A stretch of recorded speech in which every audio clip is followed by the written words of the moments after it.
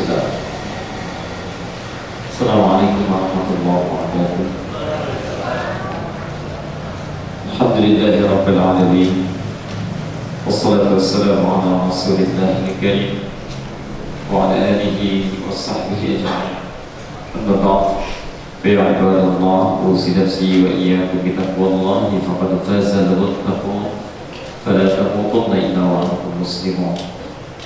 Faqala ta'ala ya ayyuhalladzina amanu taqullaha haqqa tuqatih wa la tamutunna illa wa antum muslimun. Bapak Ibu sekalian, rahimani wa rahimakumullah, semoga Allah senantiasa merahmati dan berkahi kehidupan kita. Alhamdulillah, hari ini kembali kita berjumpa untuk melanjutkan kajian kita dalam pembahasan Kitab Sahih Al-Bukhari. Pembahasan ini diketengahkan di hadapan kita untuk yang pertama memperdalam pengetahuan kita seputar tuntunan sunnah Rasulullah SAW dengan mengetahui tuntunan berdasar dalil-dalil pokok yang langsung bersumber dari beliau yang nilainya disepakati kesahihannya, dengan asumsi bahwa selama ini kebanyakan umat Islam melakukan aktivitas ibadah tapi umumnya tidak paham apa yang dilakukan, tidak mengetahui dari mana sumbernya. Bahkan seringkali ditemukan menyebar informasi, ternyata setelah dicek di kitab-kitab hadis itu tidak ditemukan, baik yang sifatnya menyatu dengan ibadah ritual ataupun sifatnya anjuran-anjuran dalam kehidupan sosial. Yang menyatu dengan ibadah ritual, kita contohkan, pernah saya sampaikan, ada orang membaca doa iftitah dengan baca inni wajjahtu. Padahal di hadis itu ada dua redaksi. Ada wajah itu tidak menggunakan ini, ada wajah itu dengan ini. Nah, yang wajah itu menggunakan ini itu ternyata itu bukan doa yang kita. Itu di hadisnya ditujukan kepada satu ibadah ritual, bacaan yang dibacakan saat kita selesai menyembelih hewan kurban. Adapun yang doa iftitah itu yang tidak menggunakan ini, dan itu dua hadis yang terpisah. Coba Bapak Ibu gambarkan, dari sejak kecil kita sholat sampai berkembang bertahun-tahun itu kita bacakan dan tidak sadar kita karena tidak pernah meneliti dari mana sumbernya. Bagi yang membacakan itu yakin benar dan tidak tahu ilmunya, dia berpahala. Tapi pahala itu pun terbatas, ya, terbatas pada keadaan mesti mencari dia, ya, dari mana sumbernya, dari mana dalil bacaan dan sebagainya. Setidaknya orang yang paham menunaikan ibadah dengan landasan yang kuat, itu ibadahnya semakin kokoh, argumentasinya kuat, dan tenang dalam menunaikan ibadah. Contoh, ada lagi anjuran-anjuran, ya, yang membawakan dalil agama dalam kehidupan sosial, tapi setelah dicek di dalam kitab hadisnya tidak ditemukan sama sekali, ya, dan menyebar.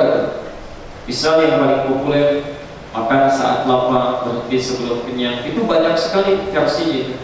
Sampai tadi malam saya di Kemang, Ustaz, saya menemukan hadis di salah satu buku, ya, bukan di kitab hadis, jadi nukilan dari seseorang dicantumkan, ya, dan itu bagus secara kedokteran. Tips kesehatan itu dari Nabi, katanya mandi sebelum subuh dan makanlah saat lapar, berhenti sebelum kenyang, disebut hadis. Silakan cek, ya. Tidak akan pernah didapatkan di kitab hadis, ya, redaksi berbunyi makan saat lapar, berhenti sebelum kenyang. Itu hadis palsu. Hadis palsu. Yang dimaksud palsu itu bukan berarti isinya jelek, bukan. Yang dimaksud palsu itu tidak benar, itu disandarkan pada Nabi, karena Nabi tidak pernah menyampaikan itu. Tapi bukan berarti isinya buruk. Kalau isinya mau diamalkan silakan. Cuma dalam disiplin ilmu hadis jangan sandarkan pernyataan itu pada Rasulullah, karena beliau tidak pernah menyampaikannya, ya. Itu di kitab hadis paling palsu pun gak akan ditemukan. Itu hadis-hadis palsu. Di kitab hadis palsu pun, hadis-hadis yang khusus membahas hadis palsu, pernyataan tadi tidak ada, ya. Karena hanya ada di kitab cerita saja. Nah, dari dasar inilah kita mencoba untuk memahami hadis-hadis Rasulullah, kita bacakan dan kita mengambil dari sumber yang disepakati kesahihannya, tingkat derajatnya nomor 1, yaitu kitab Sahih Al-Bukhari. Mudah-mudahan dengan pembahasan ini nanti kita akan temukan hadis-hadis yang sering kita dengar, digunakannya di mana, seperti apa aplikasinya, dan mudah-mudahan amalan kita akan semakin berkualitas. Kita akan masuk kepada bab baru setelah kita mengetahui pembahasan tentang awal turunnya wahyu. Di pertemuan yang lalu kita telah selesaikan bagaimana proses wahyu diturunkan pada Rasulullah. Saya ingin resum dulu sebentar, sekitar 5 menit ke depan dengan pembahasan kita yang telah kita ambil. Satu, sebelum memulai kitab ini dengan pembahasan-pembahasan inti, Imam Al-Bukhari mengingatkan kita untuk memelihara keikhlasan sebelum kita mengkaji kitab ini. Karena itu hadis yang ditampilkan yaitu tentang niat. Pembahasannya padahal tidak ada hubungan dengan niat, yaitu pembahasan badul wahyi, awal dimulainya wahyu. Tapi hadis pertama yang dicantumkan adalah tentang niat. Seakan-akan ada pesan dari beliau, setiap akan membaca kitab saya ini, mempelajari isinya, maka luruskan niat kita, bersihkan, jangan sampai ada niat selain untuk mendapatkan ridha Allah Subhanahu wa taala. Itu poin penting. Ditolong catat betul, dan mungkin saya selalu ingatkan, setiap kita akan memulai kajian, saat Anda telah duduk, maka motif selain ibadah simpan di luar pintu masjid. Simpan, ya. Supaya belajar kita maksimal, ilmunya sampai ke dalam hati, mudah diamalkan dan aplikatif dalam kehidupan kita. Kemudian yang kedua, kita sudah bahas, sebelum diterangkan semua hadis ini, mesti dipastikan bahwa hadis ini bersumber dari sosok yang memang benar. Maaf, bukan manusia biasa. Kalau perkataan kita disebut kalam, perkataan Nabi disebut dengan hadis. Sebelum kita panjang-panjang bahas ini, mesti kita pastikan apakah benar uraian semua ini berasal dari seorang Nabi atau bukan. Karena itulah diterangkan bagaimana wahyu turun, bagaimana hadis keluar dari kisah Rasulullah yang mulia itu, apa ciri-cirinya. Dan kita telah selesaikan pembahasan itu dalam pertemuan yang lalu. Jadi sebelum dibahas keseluruhannya, kita pastikan dulu ini benar dari Nabi. Cirinya seperti apa sudah kita bahas, ya. Bagaimana beliau menerima wahyu, seperti apa itu dikeluarkan, ya. Seperti apa diterima, dan bagaimana disampaikan kepada kita. Kalau sudah paham dan kita yakin ini semua berasal dari Nabi, sudah kita ikhlaskan, maka sekarang kita akan masuk pada pembahasan inti, ya. Dimulai pembahasannya dengan Kitabul Iman, pembahasan tentang iman. Jadi kita akan mulai ke inti bahasan kita di Al-Bukhari. Kitabul Iman, pembahasan tentang iman.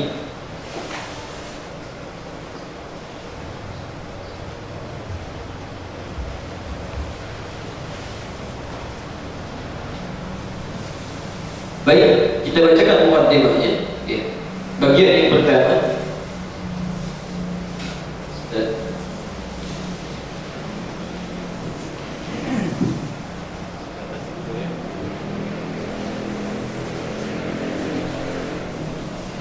Baik, sebelum kita mulai bacakan, Bapak Ibu sekalian, coba diperhatikan dulu sebentar. Kalau nanti Bapak Ibu punya kitabnya, sistematika penyusunan hadis Al-Bukhari ini dimulai dengan kitab, sub pembahasannya disebut dengan bab, ya. Baru kemudian nomor hadis, makmul hadis, nomor hadis.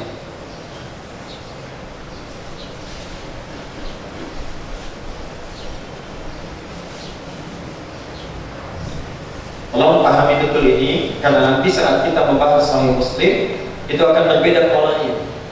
Jadi ini penting dipelajari supaya kalau disebutkan kitab A kita paham maksudnya ini. Kalau disebutkan bab maksudnya sub pembahasan, ya. Ini penting diketahui karena orang tahunya cuma hadis Al-Bukhari nomor sekian. Dia nggak ngerti kalau baca ke kitabnya nggak bisa dia temukan. Yuk kita lihat. Ini metodologi para imam dulu, ya. Dan ini diambil nanti oleh orang-orang barat untuk menyusun sistematika penulisan, ya. Jadi kalau kita temukan ada bab, ya, ada pasal, ya, ada subbab dan seterusnya. Nah, para ulama dulu sudah punya istilah ini, sudah punya, ya. Bagian besarnya babnya disebut dengan kitab. Misal kita sekarang pelajari Kitabul Iman, ya, pembahasan tentang iman. Bagian pertama bahasan tentang iman. Subbabnya pembahasan tentang iman ini nanti ada beberapa pasal turunan, beberapa turunan sub-sub pembahasan. Apa saja yang ada di iman itu? Apakah membahas kualitas iman, peningkatan iman, penurunan iman, ya. Pembahasan tentang Kitabul Iman ini setidaknya ada 43 bab. setidaknya 43 bab sub pembahasan.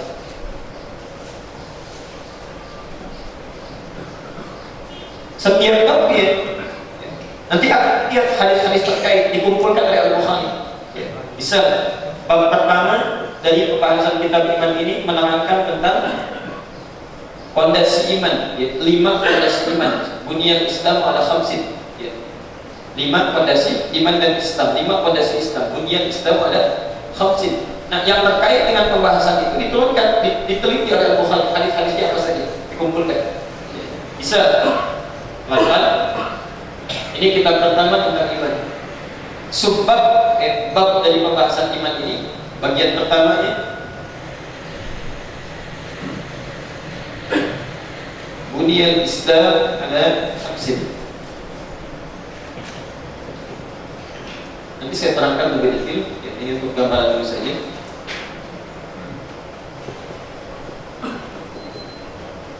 Bunyan Islam ala khamsin, bab yang menerangkan tentang 5 dasar Islam, 5 pondasi Islam. Kalau diterjemahkan ke terang, Islam dibangun atas 5 dasar, ya.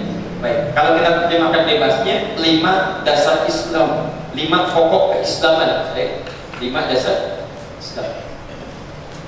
Jadi kitabnya tentang iman, subbabnya tentang 5 dasar Islam, ya.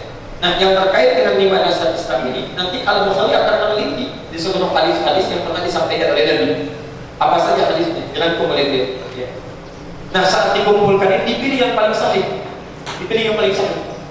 Lalu ditempatkan dalam bab pertama ini. Ada berapa hadis kira-kira? Ya. Ada berapa hadis? Jadi nanti pembahasan tentang ini bukan 1-2 hadis. Setiap hadis yang terkait dengan ini akan dimunculkan oleh beliau. Yang paling sahih, yang kira-kira ini bermasalah tidak akan dicantumkan. Di kitab lain mungkin ada. Jadi tidak harus Al-Bukhari itu mencantumkan seluruh hadis, tidak, tapi akan menyeleksi cukup yang sahihnya saja. Ya, yang beliau kata sahih dan yang beliau temukan, karena mungkin ada hadis sahih tapi tidak sempat menemukannya karena keterbatasan aja, ya, tempat yang tidak bisa dijangkau. Al-Bukhari tidak meriwayatkan, Imam Muslim mungkin meriwayatkan. Imam Muslim tidak sampai, Al-Hakim mungkin yang mendapati. Jelas sih? Jadi tolong diketahui betul sistematikanya. Nanti dari bab-bab inilah nomor hadis akan dirumuskan. Ya. Bisa ini 5 dasar Islam, hadisnya nomor 1, nomor 2, nomor 3 dan seterusnya. Jelas sih?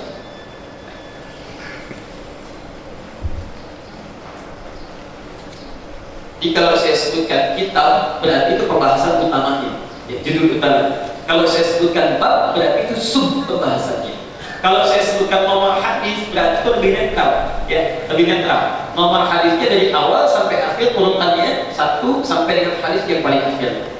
Karena itulah kalau Bapak Ibu ingin belajar untuk menemukan hadis, cara gampangnya jangan sebutkan bab, jangan sebutkan kitab, cukup sebutkan nomor hadis yang keberapa. Ya. Karena ini nanti urutannya nomor 1 terus, ya. Kalau di bab yang pertama misal saja ada 5 hadis, berarti 1 sampai 5. Bab 2 ada 3 hadis, akan diurutkan 6 sampai dengan 8. Bab 3 ada 2 hadis, 9 sampai dengan 10. Jadi sampai akhir hadisnya kita akan hitung ada sekitar 7.000 hadis. Jadi kalau misalnya disebutkan hadis Al-Bukhari nomor sekian, itu akan lebih cepat, langsung cari nomornya. Tidak kita capek mencari bab dengan kitabnya. Ya, jelas sih. Baik. Tapi hadis Muslim nggak bisa begitu nanti, nggak bisa begitu. Harus diperinci lagi. Ya. Nanti saat sampai kepada Sahih Muslim kita akan terangkan. Kalau dimungkinkan dan harus bisa, ya, harus bisa, insya Allah coba dicari kitab Sahih Al-Bukhari dan Muslim punya, tapi yang Arab ya. Yang Arab ya, jangan yang Indonesia ya. Jadi saya ingin kita belajarnya tidak nanggung, betul-betul paham, ya. Walaupun Bapak Ibu saya nggak bisa bahasa Arab, ya karena itu kita belajar. Yang penting tahu ini kitabnya. Kalau disebutkan Al-Bukhari, kita pegang kitabnya, kita tahu isinya, kita paham ini sistematikanya. Sekarang belajar, rekamannya juga ada, ya, kita bisa lihat. Nanti besok lusa kita bisa ajarkan kembali pada anak, pada cucu, pada keluarga. Setiap babnya saya tunjukkan, saya bacakan. Ya, baik. Insya Allah silahkan dicari nanti ya, supaya jelas, bisa diketahui, bisa pegang, bisa lihat. Kan banyak orang hadis riwayat An-Nasai nomor sekian. Coba tanya, pernah lihat kitabnya nggak? Pernah lihat isinya nggak? Jangan-jangan An-Nasai aja nanti tertukar dengan Abu Dawud gitu. Ya, persoalan. Ya. An-Nasai dibaca An-Nisai, repot tuh ya. Ya, salah baca. Baik, kita bacakan. Bismillahirrahmanirrahim. Pembahasan kedua, Kitabul Iman. Ya, pembahasan tentang iman. Bab pertama, maksudnya subbab. Bab qaulun Nabi sallallahu alaihi wasallam, pembahasan tentang makna sabda Nabi sallallahu alaihi wasallam, buniyal islamu ala khamsin. Buniyal islamu ala khamsin. Islam itu dibangun dengan 5 pokok, 5 fondasi, 5 dasar.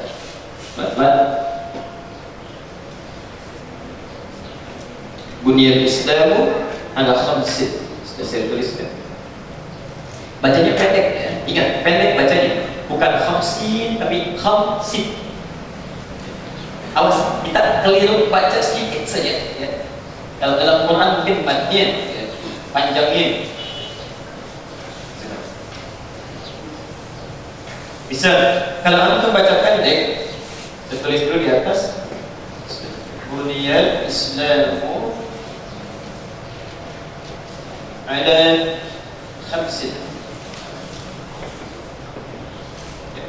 Islam dibangun atas dengan 5 pokok, 5 dasar. Kalau antum baca pendek, khamsin itu 5.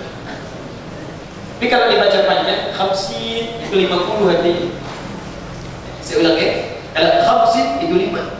Tapi kalau antum baca panjang, khamsin tulisannya begini, jadinya 50. Di dasar Islam ada 50. Jadi kurang tepat penjelasan. 5 pokok ajaran Islam atau 5 dasar Islam. Perhatikan sini. Di dalam bahasa Arab, kalimat bunia dari kata bana atau bina itu biasanya kata yang khusus ditujukan untuk bangunan fisik. Makanya sesuatu yang sudah terbangun disebut dengan bina. Ada abdi masjid, saya mau bangun masjid. Saya mau bangun sekolah, ada abdi madrasah, ada abdi bait, disebut dengan bina. Kalau sudah jadi disebut dengan bina. Saya mau tanya, kalau bapak mau bangun rumah atau ibu, yang sudah kita desain misalnya, kurang lebih demikian, bisa nggak kita langsung pasang genteng tanpa ada fondasinya? Tak bisa ya? Mesti ada fondasinya dulu yang kuat. Baru kemudian panjangkan tiangnya, temboknya, sampai dengan atap dan seterusnya. Kalau fondasinya sudah kita pasang tapi nggak kuat, goyah misalnya, kira-kira bangunannya kuat tidak? Tidak. Nah, perhatikan, Islam pun itu diilustrasikan dalam Rasulullah seperti bangunan. Mesti kuat. Karena seperti bangunan, maka mesti punya fondasi juga. Tidak mungkin kita ingin membangun keagamaan kita, ingin menguatkan keyakinan kita, akidah kita, kalau dasar kita kuat. Udah, dikasih supermi, ganti agama. Ya, diajak nonton, pindah keyakinan. Gampang. Makanya seorang muslim yang baik itu, ketika dia mengatakan mensyahadat asyhadu an la ilaha illallah, saya sudah mengakui Allah Tuhan saya, wa asyhadu anna Muhammadar Rasulullah, Rasulullah tuntunan saya, Nabi Muhammad SAW. Maka yang pertama dilakukan, dia mesti menguatkan dulu fondasi keimanannya. Tidak ujuk-ujuk langsung belajar yang tinggi-tinggi dulu, praktek yang tinggi-tinggi dulu. Tidak, ini dulu yang dasar. Ada berapa dasarnya? 5. Jelas di sini. Ini dulu poinnya. Jangan-jangan kita bahas yang tinggi-tinggi, yang dasarnya belum maksimal. Pokok dasar itu dalam bahasa Arab disebut dengan rukun. Rukun. Inti utama. Agamanya apa tadi? Dinul Islam. Maka bunyal Islam ada khamsin, 5 dasar, 5 pokok. Pokok dalam bahasa Arab disebut dengan rukun, ya. Kemudian rukun ini bagian dari din yang disebut dengan Islam. Inna dina indallahi Islam, Al-Imran ayat 19. Maka diistilahkanlah supaya singkat makna hadis ini diistilahkan dengan istilah yang singkat, ditanamkan dalam ingatan kita supaya dijaga betul, dijaga, bukan dihafalkan. Bukan dihafalkan. Kalau menghafal rukun Islam itu jangankan orang Islam, non Muslim pun bisa. Silakan tanya itu pada non Muslim yang pernah belajar di sekolah-sekolah Islam. Mereka hafal. Rukun Islam ada berapa? 5. Rukun iman ada berapa? 6. Malaikat yang diketahui 10. Nabi dan Rasul 25. Non Muslim pun hafal. Orang Islam itu bukan menghafal, memahami, menguatkan. Disebut rukun Islam. Dimudahkan oleh ulama yang sudahnya rukun Islam ada 5. Jelas di sini? Oke. Jadi ketika istilah ini disampaikan, disebut dengan buniyah, buniyahnya jangan dihilangkan. Jangan dihilangkan. Kadang-kadang, maaf, kelemahan di sekolah-sekolah itu anak-anak itu cuma diberikan hafalan, tapi tidak dimaksimalkan. Kata Nabi, dibangun, artinya apa dibangun itu? Jangan terbatas pada hafalan, diketahui, tapi mesti dikuatkan, dikokohkan, dibangun supaya kuat dasar Islam. Dasarnya dulu. Jadi kita akan ketahui apa saja, tapi umumnya kita sudah hafal. Satu apa maksudnya? Ada, nanti kita lihat di hadisnya. Syahadatain, ya, 2 syahadat. Jadi asyhadu an la ilaha illallah, asyhadu anna Muhammad Rasulullah. Nanti kita lihat ya, jangan-jangan selama ini cuma bersyahadat saja, tapi makna syahadat sudah tahu atau belum? Ya, tahunya itu tahu dari Nabi atau tahu dari orang? Ya. Orang yang menyampaikan kepada kita sudah baca hadisnya atau belum? Jangan-jangan tahu lagi dari orang, tapi nggak nyampe sama Nabi, ya. Sehingga beda, ya. Ada beda prakteknya. Kedua apa? Salat tidak sah Islam. Oh, kita bahas yang tinggi-tinggi tentang perkembangan, perpolitikan, ini ekonomi dalam Islam. Salatnya aja nggak paham-paham yang dibacakan. Coba cek itu sampai barusan salat terakhir. Berapa persen bacaan salat yang sudah dipahami? Saya sering kali ingatkan. Ya. Jangan-jangan tiap hari ruku, sujud, sehari aja sudah berapa kali ruku. Nah, kita yang dibaca itu. Kita bahas yang tinggi-tinggi. Ya. Sedangkan salat ibadah yang paling mutlak, salat itu kita sudah nyambung supaya terhubung dengan Allah. Kenapa orang Islam gak banyak nyambung dengan Allah? Karena salatnya berantakan, dasarnya itu gak kuat. Bagaimana bisa membangun ekonomi Islam kalau dengan Allahnya aja gak nyambung? Politik Islam kalau dengan Allahnya aja tidak tersambung. Karena itu dilatih oleh Allah dengan salat. Dasarnya kuat, dasarnya yang lainnya akan lebih kuat. Ya. Zakat. Cita-cita ingin punya masyarakat Islam. Zakat kita kuat, bagaimana bisa kuat? Bagaimana bisa kuat? Gak akan mungkin. Dan gak paham. Anehnya, tiap waktu ada keluar zakat. Zakat ditanya apa artinya zakat aja gak ngerti. Kan jadi persoalan itu. Puasa. Terakhir, haji. Haji termasuk 4. Ini termasuk pokok yang paling asli. Bapak Ibu bayangkan ya. Sudah jual kebun, jual tanah, bongkar tabungan, berangkat haji. Subhanallah, Masya Allah ya.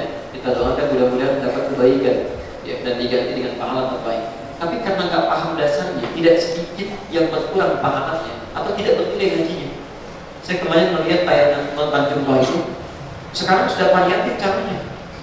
Ada yang benar lontar, ada yang ya menurut saya tidak tepat ya, kasihan.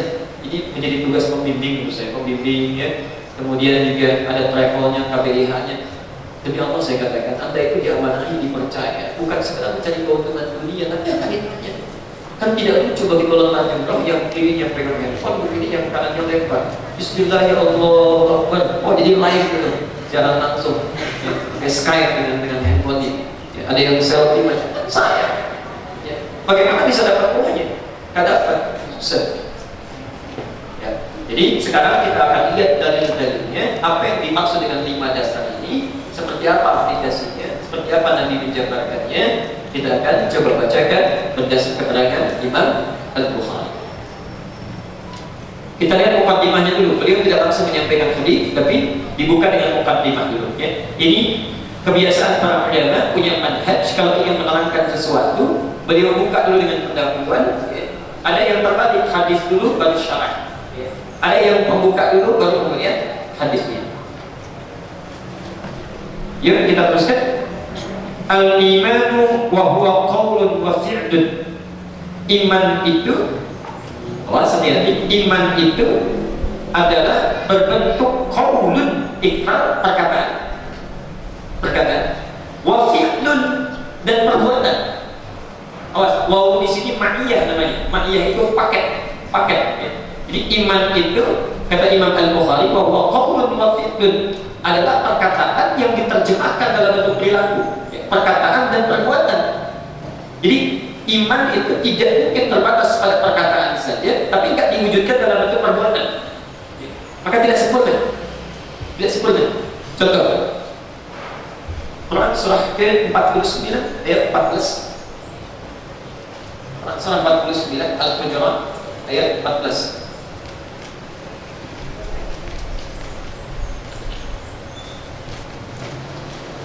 Simpan dulu itu, nanti kita bacakan. Sekarang saya buat ilustrasi dulu. Perhatikan sini. Saya gambarkan ilustrasi.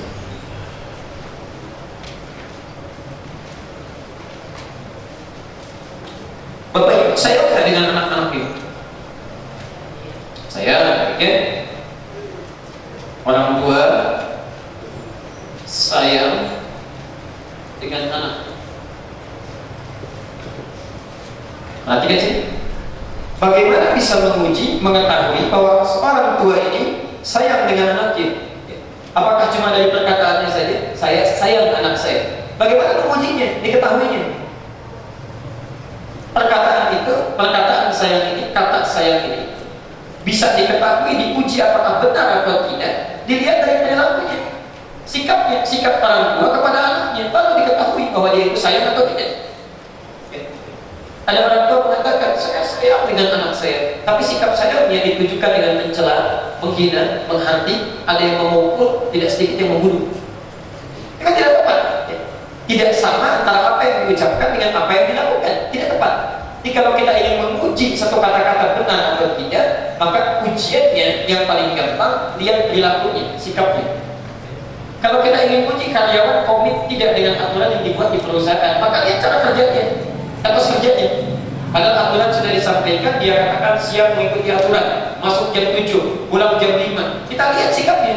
Jangan-jangan datang jam 8, pulang jam 3. Maka apa yang disampaikan tidak sesuai dengan apa yang dikatakan. Pun demikian, konsep iman pun sebetulnya sama dengan pola kehidupan universal kita. Maka pertama kali dia mesti diikrarkan, qaulun, ucapkan. Iman, bukti utamanya lewat ucapan. Karena itu pertama kali seorang masuk Islam, maka pembuktian keimanannya itu mesti ditampilkan secara zahir dengan ucapannya. Masuk Islam, dia mengucapkan 2 kalimat syahadat. Syahadat itu kan amalan lisan, ya? Bukan amalan jawari, bukan amalan tangan, amalan kaki, ya? Tapi amalan lisan, mulut. Maka setiap orang masuk Islam disyahadatkan, maksudnya dibimbing mengucapkan syahadat, disaksikan oleh kita semuanya, dia mengucapkan asyhadu an la ilaha illallah, asyhadu anna Muhammad rasulullah. Ini amalan lisan. Pelan-pelan. Sebelum saya lanjutkan, saya ingin berikan kesalahan. Biasanya suka ada orang yang mengatakan masuk Islam, datang ke masjid, ya, minta bantuan dan sebagainya. Tolong catat betul kata-kata saya. Bapak Ibu sekalian, dalam mengislamkan seseorang itu tidak banyak ritual, yang harus dikemas dan disampaikan. Tidak, ya. Cukup langsung saja disyahadatkan. Bismillahirrahmanirrahim. Asyhadu an la ilaha illallah wa asyhadu anna Muhammadar Rasulullah. Dengan 2 kalimat itu selesai, masuk Islam dia. Tolong jangan dilama-lama. Diceramain dulu, disuruh istighfar dulu, nggak tepat itu. Istighfar itu adalah permohonan ampunan bagi orang yang sudah masuk Islam lalu berbuat dosa. Ini masuk Islam dulu, masuk Islam baru dimintakan ampunan. Kalau nggak masuk Islam, apa yang mau diampuni? Kan dia nggak masuk Islam. Dosa-dosa yang lalu itu dengan syahadat sudah gugur dengan sendirinya. Kalau belum masuk Islam, apa yang mau diistighfar? Nggak akan perlu istighfar. Karena istighfar itu tidak berlaku bagi orang yang tidak beragama Islam. Masih musyrik, masih kafir, istighfar tidak berlaku. Makanya Rasulullah ketika memohonkan ampunan bagi kerabat beliau yang belum masuk Islam, ditolak oleh Allah. Nabi Ibrahim memberikan ampunan, memohon ampunan untuk bapaknya karena tidak masuk Islam, ditolak oleh Allah. Istighfar itu tidak berlaku bagi orang yang belum masuk Islam. Setelah masuk Islam, asyhadu an la ilaha illallah, berbuat maksiat, baru itu istighfar. Tapi kalau sudah bersyahadat, asyhadu an la ilaha illallah, maka dosa-dosa yang pernah dilakukan gugur, insyaallah gugur.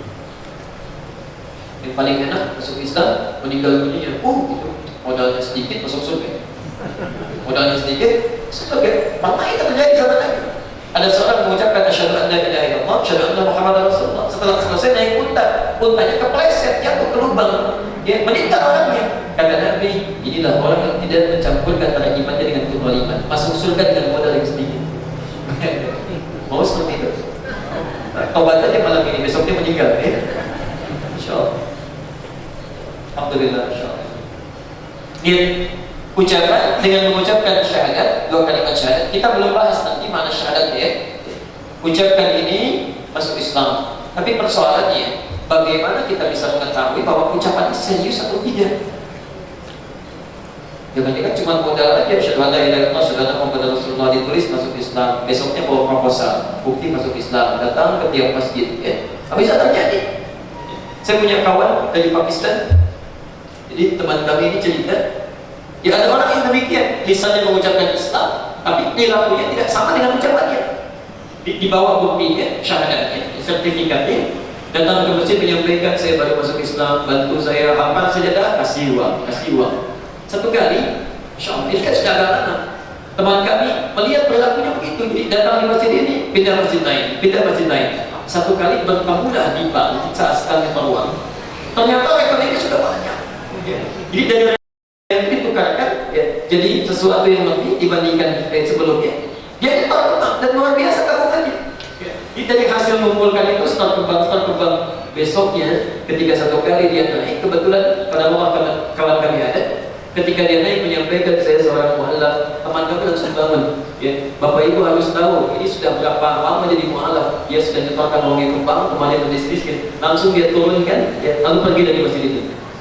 Ada tipikal orang yang mencari keuntungan dengan mencari keuntungan dari iman yang sudah dia sampaikan dengan mencuri sebagian ketaatan orang lain untuk dia bawa untuk kepentingan dunianya. Karena itu jangan pernah kaget. Kenapa ini penting disampaikan? Karena di zaman Nabi pun pernah terjadi situasi ini. Contohnya Quran surah 49 ayat 14. Tadi yang Bapak Ibu sudah buka. Saya bacakan.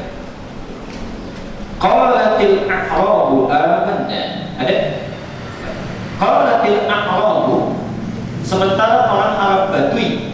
Jadi kalau ada Arab itu orang Arab Badui. Orang desa. Tapi desanya nggak sama dengan desa kita. Kalau kita kan terbalik ya, orang desa umumnya lugu, polos, halus, lembut. Orang kota iklimnya agak berbeda, tantangan lebih banyak, sehingga perilakunya kadang-kadang lebih kasar, di mana halusnya pun tidak sedikit yang menipu. Pakai dasi, pakai jas, nawarkan aja, tiba-tiba dompet hilang, macam-macam. Tapi walaupun tidak semuanya, di Arab beda. Kalau disebutkan orang kota, itu umumnya berpendidikan, pergaulannya baik, tuturnya halus, itu disebut dengan Arabun Arab. Tapi kalau orang Badui yang pindah-pindah, iklimnya berbeda. Tinggal di tempat yang gersang, pindah-pindah, medannya berat, kadang-kadang saling perselisihan itu muncul. Mereka dinamakan dengan A'rab, Al-A'rab. Perhatikan kalimat Qur'annya. Qalatil a'rabu amanna. Ada sementara orang Arab Badui mengatakan, maaf, kami telah beriman. Jadi dia sudah ucapkan ini. Sudah diucapkan.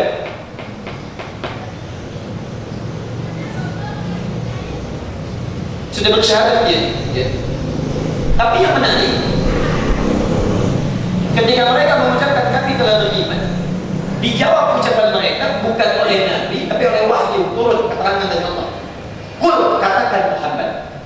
Ini subhanallah, kalau saya sering perhatikan, ini sebagai bukti Quran itu bukan rekayasa Nabi, tapi wahyu yang datang dari Allah. Seringkali muncul di Quran kalimat qul. Yas'alunaka 'anil khamri wal maisir. Qul ya ayyuhal kafirun, qul huwallahu ahad. Ini pertanda bahwa Quran itu bukan rekayasa Nabi, tapi datang dari Allah. Kalau rekayasa Nabi nggak usah pakai katakan, langsung aja. Allahu ahad, Allahus samad, ya ayyuhal kafirun. Kalau ada kata mengatakan qul, katakan, berarti kan ada yang memerintahkan. Ada sosok lain yang memerintahkan kepada objek tertentu, katakan, sampaikan. Kalau rekayasa sendiri, nggak akan kata-kata. Tidak akan muncul berita katakan, sampaikan, ya ayyuhal rusul balik, ya kan? Tidak ada seperti itu. Ya. Karena itu kalimat-kalimat ini sekaligus menjadi bukti yang sangat mengganti. Quran itu bukan buatan Rasulullah. Perhatikan, kul lam tu'minu, katakan Muhammad pada mereka itu, kalian belum beriman dengan sesungguhnya, belum serius. Ya. Bagaimana bisa menguji keseriusannya? Kata Quran, kalian nggak serius tuh imannya, tidak serius. Walakin qulu aslamna, tapi cukup katakan kami baru masuk Islam. Perhatikan sini, mengucapkan syahadat itu sebagai pertanda seseorang sudah masuk Islam, sudah masuk Islam.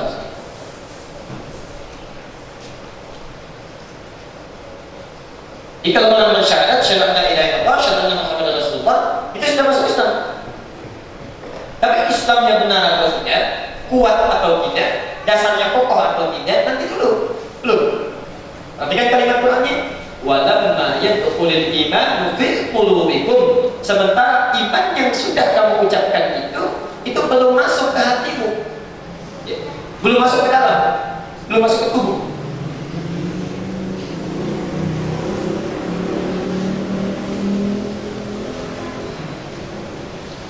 Seharusnya ketika kita mengucapkan saya beriman, saya masuk Islam, nah kalimat itu bukan cuma di lisan, ya, tapi masuk menyebar ke dalam seluruh anggota tubuh kita. Ya, masuk menyebar, masuk ke mata, masuk ke tangan, masuk ke mulut, masuk ke kaki dan sebagainya. Ya. Jadi bukan cuma di lisan. Bagaimana mengetahui kalau iman itu sudah menyebar ke tubuh kita, masuk ke tangan, ke kaki, ke mulut, ke mata dan sebagainya, ya, dari atas sampai dengan bawah? Maka cari cara paling gampangnya, uji lewat perilakunya, sikapnya. Apakah dari mulai kepalanya, yang ada di kepala, matanya, telinganya, lisannya sudah Islami atau belum? Lihat kata-katanya, lihat pandangan matanya, lihat pendengarannya dari kepala, masuk ke pundak, ke tangannya, lihat pergerakan tangannya, ngambil punya orang apa bukan, kerjakan yang benar atau tidak, kakinya sampai ke lututnya, lihat gerakannya kemana, langkahkan pada yang benar atau pada yang salah. Terus dilihat ujung kepala sampai dengan kaki, ya. Mulai kepala, pundak, lutut, ke kaki, kepala, pundak, lutut, kaki, mata, telinga, hidung, seluruhnya. Karena itu cara paling gampang, uji lewat perilaku. Diuji dah satu, bentuknya lewat jam dasar dulu. Coba kalau diminta sholat, sholatnya benar gak? Maka diuji lisannya nanti dalam sholat mengucapkan kalimat thayyibah. Allahu Akbar, amalan lisan. Matanya lihat kiblat, tangan akan bergerak, kaki juga mulai bergerak, semuanya dari ujung kepala sampai ujung kaki. Uji itu yang paling gampang, dituangkan, dikerjakan tidak? Kalau ini sudah dikerjakan dengan baik, dampaknya pada kehidupan. Inna sholata tanha fahsya'i wal munkar. Kalau sholatnya bagus, maaf, mulutnya tidak akan fahsya dan munkar. Fahsya berkata-kata yang jorok, munkar mencela orang. Tidak mungkin orang beriman tulisannya kotor, tidak mungkin. Tidak mungkin kakinya melangkah pada yang buruk, karena sudah dilatih dengan ibadah dasar. Karena itu cara paling gampang, tes dulu ketika dipanggil sholat, mau tak dia sholat? Ya. Diminta zakat, dikerjakan tak zakat? Kalau ada orang mengaku, maaf, mengaku saya beriman, tapi diajak sholat gak mau, dengar adzan marah-marah, berarti yang seperti itu kata Quran baru masuk Islam, tapi belum beriman yang sesungguhnya. Terus di sini, ini kaidah tafsir ya. Kaidah tafsir itu begini bunyi. Kalau ada ayat Quran tidak disebutkan tokohnya dan kapan terjadinya, saya bilang, bila terdapat ayat di Quran tidak disebutkan tokohnya dan kapan terjadinya, tapi umum saja, itu tandanya peristiwa dimaksud akan terjadi lagi di masa depan dengan tokoh dan keadaan yang berbeda. Peristiwa dimaksud akan terjadi lagi di masa depan dengan tokoh dan keadaan yang berbeda. Sebaliknya, kalau disebutkan namanya dengan jelas atau peristiwa dengan terang, maka peristiwa itu tidak akan pernah menimpa dan terjadi lagi di masa depan dengan tokoh dan siapapun. Contoh, ini ayat tidak disebutkan siapa orangnya. Qalatil amru, orang Arab biasa saja, tidak disebutkan siapa. Padahal mudah bagi Quran untuk menyebutkan sikulan, tapi tidak disebutkan. memberikan pesan bahwa peristiwa ini pun akan terjadi lagi di masa depan sampai menjelang kiamat dengan tokoh dan keadaan yang berbeda. Saya mau tanya, ada nggak yang mengaku Islam tapi nggak sholat sekarang? Ada. Yang mengaku beriman tapi nggak mau puasa? Ada, nggak sedikit. Ya. Jadi ini teori dasar bahwa kalau nggak disebutkan namanya, tokohnya, keadaannya, atau diinisialkan, inisial misalnya, itu terjadi lagi di masa depan. Ya. Dan banyak sekali nggak disebutkan seperti Firaun, Qarun, Abu Lahab, bukan nama asli, bukan nama asli. Artinya akan ada sikap-sikap seperti Firaun di masa lalu, seperti Qarun di masa lalu yang terjadi di masa yang akan datang. Tokohnya bisa beda. Ya. Firaun itu pejabat, kedudukan, raja, pejabat, ya. Tapi sombong. Ada nggak sekarang pejabat yang sombong? Ada. Ya. Qarun itu orang kaya, tapi sombong. Ada nggak orang kaya sombong? Akan ditemukan, akan ditemukan. Tapi kalau disebutkan orangnya, tokohnya langsung, bisa Maryam itu disebutkan tokohnya langsung. Ya. Maryam anak Imran, wa Maryam ibnata Imran. Maryam anak perempuannya Imran. Bisa mengandung, melahirkan tanpa disentuh oleh seorang pria manapun. Ingat, bahasanya disentuh, bukan lahir tanpa bapak, bukan. Disentuh oleh lelaki manapun, bisa mengandung, bisa melahirkan. Saya tanya pada ibu, ada tak perempuan di muka bumi selain Maryam yang tidak disentuh lelaki tapi bisa mengandung, melahirkan? Sampai kiamat itu tidak ada. Kalau yang ingin ikut-ikut Maryam tapi nggak benar, itu banyak. Lahir tanpa bapak itu banyak, tapi yang nggak pernah disentuh laki-laki manapun tidak akan pernah terjadi.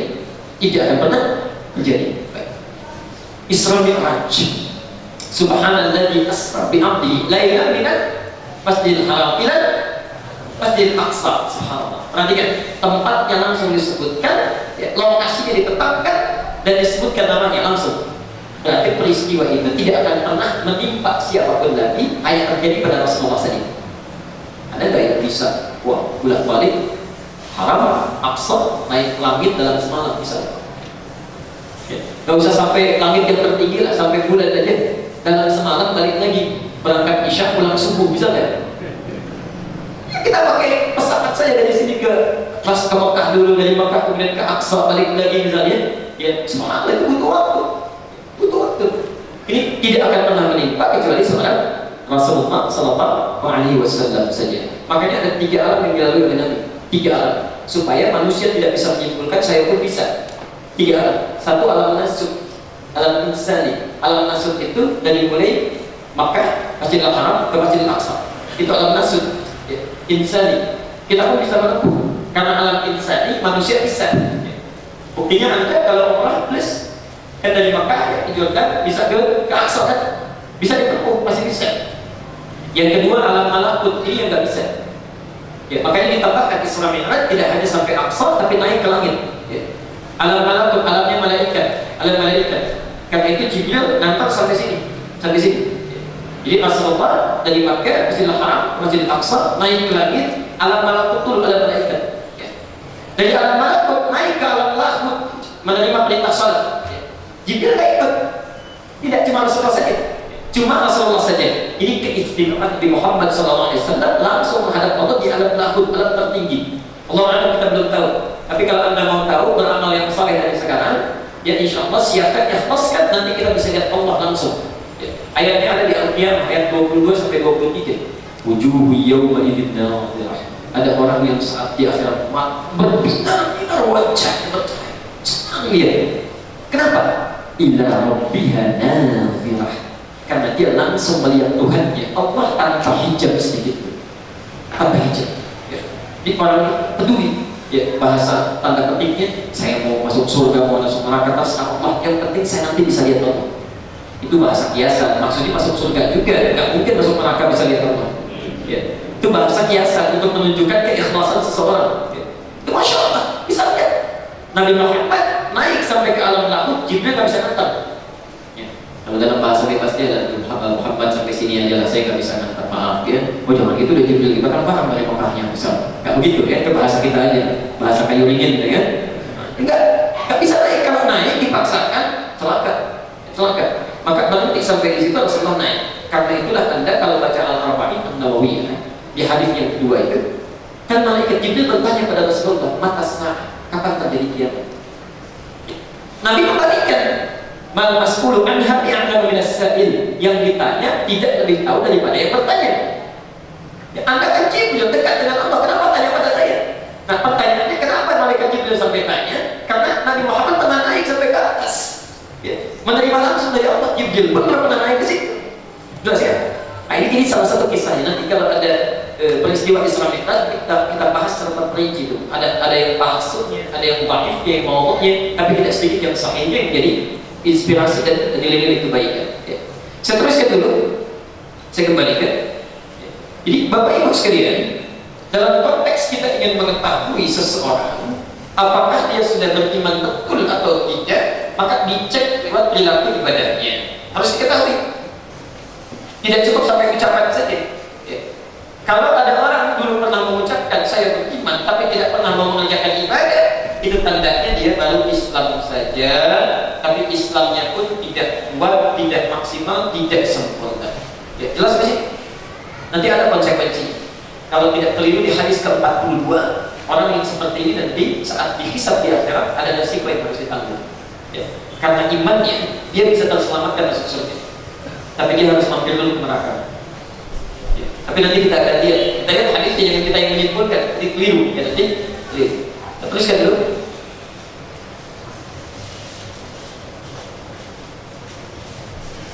Jadi bahwa qaulun wa fi'lun iman itu tidak bisa cuma diucapkan saja, tapi harus dibuktikan melalui perbuatan. Ya. Dan setiap perbuatan yang menyalahi konsep iman berarti tidak disebut sebagai orang beriman. Ya. Contoh, maaf, iman itu kebaikan masuk ke dalam jiwanya, tembus ke lisan. Lisan mengucapkan kalimat baik, ya, kalimat thayyibah, kalimat penyayang. Ya. Maka itu disebut bukti keimanannya. Tapi kalau ada perilaku yang menyimpang dari komitmen keimanannya, maka itu sekaligus menandakan imannya kurang. Ya, jelas sih. Contoh, dia mengatakan saya beriman, tapi lisannya mencela. Perilakunya tidak berkesesuaian dengan komitmen keimanannya, maka ada yang salah dalam imannya. Karena itu di Quran kalimat iman seringkali dirangkai dengan perbuatan. Wal 'asr innal insana lafi illal ladzina wa 'amilus ya ayyuhalladzina amanu kutiba 'alaikumus shiyam alladzina yu'minuna bil ghaib wa yuqimunas shalah. Ya, subhanallah. Bapak Ibu sekalian, saya teruskan. Wa huwa qaulun wa fi'lun. Iman itu mesti terangkai, terbukti antara perbuatan dengan perkataannya. Sedangkan yang seperti itu wa yazidu wa yanqus, kadang-kadang naik perbuatannya bagus, tapi tidak sedikit yang perbuatannya tidak seperti komitmen perkataannya, yang terus menurun. Ya. Jadi Al-Bukhari memberikan pemaparan pemilik iman dalam hakikat kehidupannya.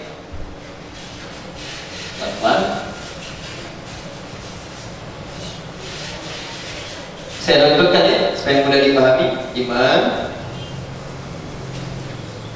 buktikan dulu lewat ucapan syahadat tadi. Kemudian ucapan ini dibuktikan lagi lewat perilaku, perbuatan positif. Nah, dalam rangka mempraktekkan ini dalam kehidupan, kata Al-Bukhari tidak mudah.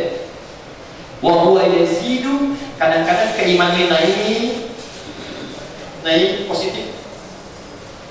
Contoh, kita terapkan di ibadah ritual. Kita ambil contoh sholat. Kadang-kadang ada yang keimanannya naik, perbuatannya jadi rajin, meningkat. Ya. Ada kalanya maaf, sedang rajin-rajinnya sholat berjamaah misalnya jadi bertambah rajinnya ke masjid. Yang tadinya sehari cuma 1 kali subuh aja, sekarang jadi 5 kali. Yang nggak pernah sholat sunnah, sekarang jadi naik sholat sunnahnya. Ya. Yang nggak tahajud, tiba-tiba tahajud. Bahkan yang nggak biasa sholat sunnah pun jadi bertambah. Saking bertambahnya yang kurang ilmu, yang nggak ada sholat sunnah juga. Ya. Betul kejadian. Di situ kali ada yang mengantar saya. Jadi kita nyata, kita sholat, asar, setelah selesai, saya langsung mau kembali ke mobil setelah dikit. Saya lihat dia sholat ya. Dia sholat, saya pikir mungkin ketinggalan asar atau mengerjakan yang lain. Setelah masuk mobil saya tanya, barusan kamu sholat asar? Sholat Ustaz. Terus sholat sunnah lagi? Iya Ustaz, kan sekali-kali harus seperti Ustaz juga katanya kan, tanpa meningkat ibadah. Oh bagus itu, tapi habis asar, gak ada sholat sunnah. Bagus, ini habis kuat, ingin tambah. Cuma ilmu itu penting, ya, ilmu itu penting. Jangan-jangan, awas hati-hati. Kita penting meningkatkan kesolehan, tapi juga jangan terlalu soleh. Ada sesuatu yang tidak pada tempatnya kita kerjakan gitu. Ini bagus untuk dikoleksi.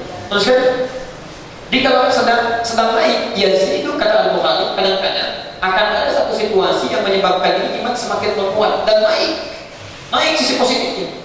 Walaupun kenaikan ini kata Quran itu lebih banyak dilakukan oleh orang yang sedang punya persoalan. Quran surah 70 ayat 19 sampai ayat 23. Quran surah 70 Al-Ma'arij ayat 19 sampai 23 itu banyak sindiran di Quran menerangkan tentang ini. Contoh, Allah berfirman, Innal insana khuliqa halu'an. Sungguh manusia tercipta dengan pembawaan yang seringkali gelisah, galau, ya, sering berkeluh kesah.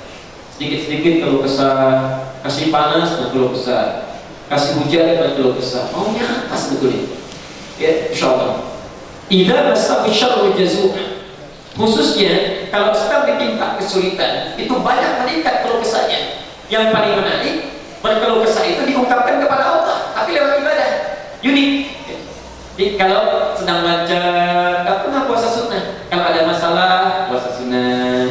Anak mau ujian, orang tua puasa, ya? Ibu mulai tahajud. Wa idza massahu khairu manu'a. Tapi kalau selesai apa yang didapatkan sudah diperoleh, manu'a, berhenti. Itu yang dimaksudkan biasi. Kadang-kadang ada naik karena motif tertentu, jarang yang dalam ketaatan. Jarang, ya? Sedikit. Kata Quran, wa qalilu min ibadiy syakur, sedikit dari hamba Allah yang meningkat ketaatan dengan syukur.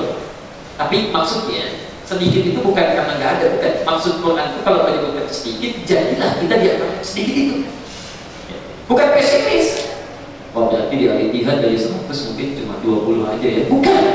Maksudnya Anda jadilah hal yang sedikit itu, termasuk di dalamnya. Masya Allah.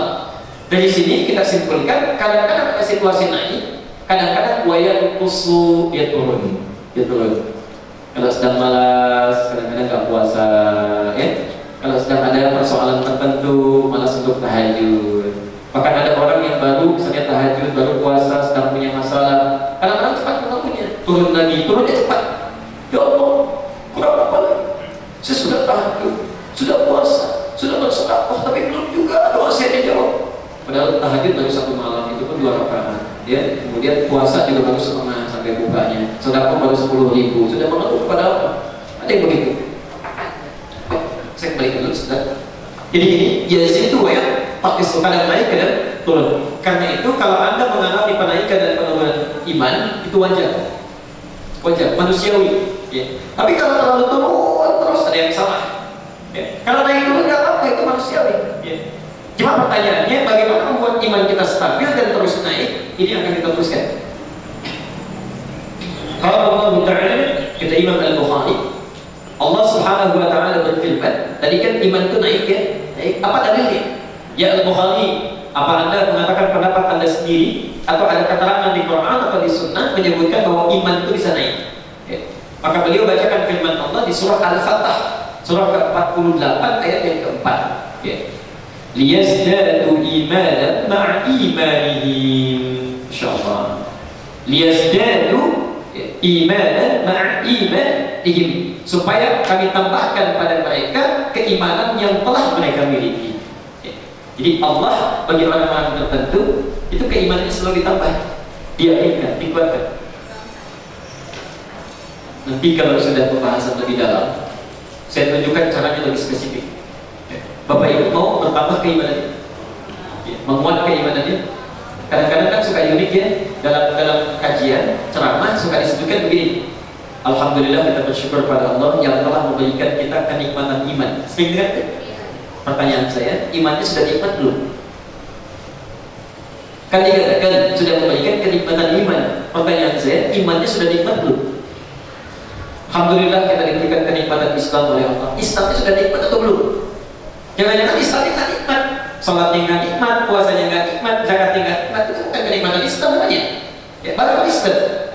Ada orang-orang tertentu yang selalu selalu ditambahkan imannya oleh Allah. Nah, cara Allah menambah iman nanti lebih detail kita akan bahas. Kadang ditambah lewat musibah, kadang ditambah lewat to'ah, ibadah, lewat taat. Karena itu kalau Anda ingin menambah keimanan, rajin-rajin ibadah, tingkatkan ibadah. Karena itu di Quran sekali lagi kalimat iman selalu dirangkai dengan amal saleh, dengan ibadah. Ya. Misal yang kemarin baru salat fardunya sendirian, sekarang mulai hari ini tingkatkan ibadah dengan berjamaah. Kemarin baru salat sunnahnya cuma 1 kali, sekarang tambah 2 kali. Kemarin belum tahajud, sekarang tahajud. Kemarin belum baca Quran, sekarang boleh baca Quran. Kalau Anda lakukan itu akan bertambah keyakinan kita, keimanan kita. Nah, orang yang tidak pernah melakukan itu akan dipaksa oleh Allah menambah keimanannya lewat musibah. Makanya sebelum datang musibah, lebih baik kita ibadah. Lebih baik ibadah. Dan musibah itu nanti sendirinya tidak akan langsung pada kita. Ya. Kalau Anda lihat ayat-ayatnya, musibah dibagi ke dalam 2 bagian atau bahkan 3 bagian.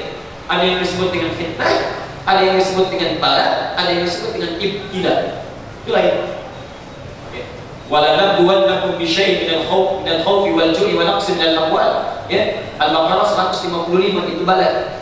Wa idh ibtala Ibrahim rabbuhu. Al-Baqarah 124 itu ibtala. Ada fitnah. Ada fitnah. Itu lain lagi. Ya. Di 3 ini nanti diujikan kepada kita untuk meningkatkan iman. Untuk meningkatkan iman. Huwa alladzi khalaqal mauta wal hayata liyabluwakum ayyukum ahsanu amala. Nanti kita bahas lebih. Saya teruskan dulu, nanti kita berhenti di selesai paragraf ini. Kita belum 1 baris ini, baru setengah baris. Jadi kita berhenti barangkali 5-10 menit ke depan. Kalau ada yang bertanya nanti coba kita diskusikan. Wazidnahum huda.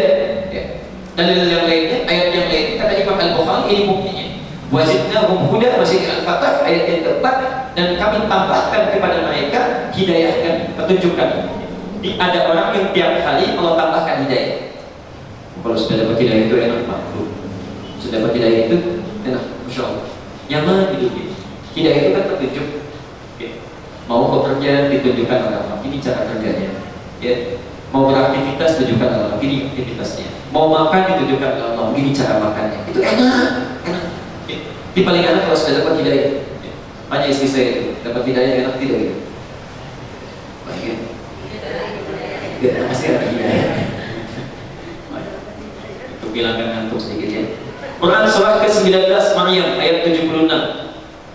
Ya, di antara dalil yang lainnya, wa yazidullahu alladziina ihtadaw huda, dan Allah akan selalu menambahkan. Nah ini, kalau tadi kan maaf, Allah menambahkan iman. Saya tanya Bapak Ibu mau atau tidak? Bapak Ibu bilang mau. Maka caranya kalau nggak tingkatkan ibadah, ya maaf, atau harus kena musibah. Maka daripada kena musibah duluan, lebih baik tingkatkan ibadah, kan? Yang kedua, mau tidak dimudahkan hidupnya oleh Allah, diberikan hidayah. Mau? Ini adalah caranya. Wa yazidullahu alladziina ihtadaw huda. Allah akan selalu tambahkan pada orang-orang yang selalu mencari hidayah. Ya. Dia berusaha dapatkan hidayah. Orang yang selalu mencari hidayah Allah, maka Allah akan terus tambahkan pada orang itu. Ya. Dalilnya banyak. Di antara yang tidak disebutkan di sini, misal dalil umumnya Quran surah ke-29 ayat 69. Perhatikan kalimatnya. Walladzina jahadu min lanahdiyannahum subulan. Walladzina jahadu fina lanahdiyannahum subulan. Orang-orang yang serius sungguh-sungguh menjemput, mencari hidayah dari kami tunjukkan jalan-jalan kemudahan dari kami untuk dia. Kalimatnya subul. Subul itu jalan yang banyak. Orang kena macet ya ini lancar. Orang rezeki tertutup ini terbuka. Orang susah mendapatkan sesuatu ini gampang. Semuanya gampang karena semua jalan dibuka oleh Allah. Maaf, yang punya kuasa siapa? Ada orang sakit yang sembuh-sembuh, yang ini dibuka oleh Allah. Masya Allah. Ada orang tertutup, yang ini dibuka. Ada orang susah, yang ini dimudahkan. Karena semua jalan kehidupan dibuka oleh Allah. Caranya bagaimana? Dekati, serius menuju Allah. Lalu kita tambahkan spesifiknya seperti apa? Dirincilah kemudian di surah Al-Baqarah dari ayat 3 sampai dengan ayat yang kelima itu. Perhatikan cara mendapatkan hidayah. Ya. Jadi caranya disebut dengan ihtada, petunjuknya disebut dengan hidayah, orangnya disebut dengan muhtad. Muhtad kalau banyakkan disebut dengan muhtadun. Teman, Ini baru pertimbangan ya. Kemudahan itu petunjuk dari Allah disebut dengan hidayah. Hidayatun jamaknya disebut dengan hudan. Hudan di jamaknya ya.